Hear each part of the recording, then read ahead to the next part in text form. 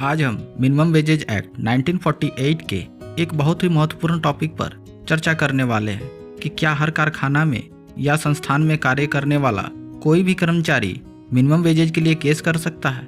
क्योंकि लोगों में इस बात को लेकर हमेशा कन्फ्यूजन रहता है और वो सोचते हैं कि सरकार के द्वारा तय मिनिमम वेजेज हर किसी पर लागू होगा, तो इस एक्ट के प्रावधानों के अनुसार ये सभी पर लागू नहीं होता।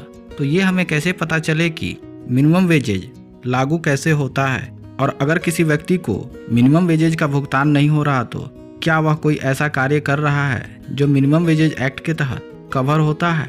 इसी विषय पर आज हम चर्चा करेंगे और इसको डिटेल में समझने की कोशिश करेंगे, इसलिए इस वीडियो को ध्यान से और पूरा सुने।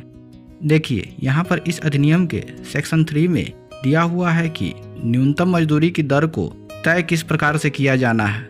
यह सेक्शन समुचित सरकार को न्यूनतम मजदूरी तय करने के लिए प्राधिकृत करती है।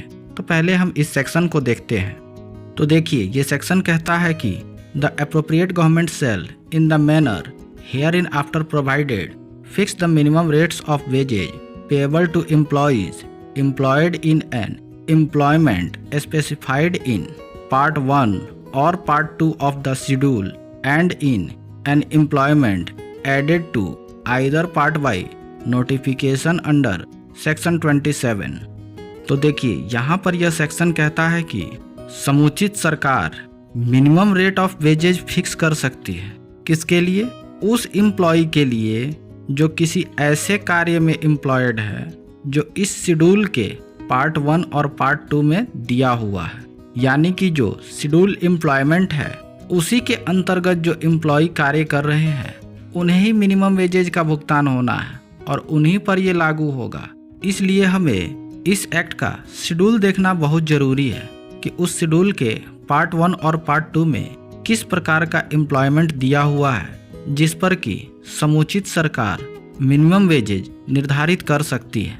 तो इस प्रकार से जो शेड्यूल एम्प्लॉयमेंट है उसी के लिए समुचित सरकार मिनिमम रेट ऑफ वेजेज तय कर सकती है और उसी में नियोजित जो एम्प्लॉय होंगे उन्हें मिनिमम रेट ऑफ वेजेज का भुगतान होगा। और अगर ऐसा नहीं होता है तो इसके लिए वह केस कर सकते हैं। तो इसके लिए आपको इस एक्ट के शेड्यूल को बहुत ध्यान से पढ़ना है। इस एक्ट के पीछे अगर आप देखेंगे तो आपको ये शेड्यूल मिल जाएगा, उसमें डिटेल में सब कुछ दिया हुआ है।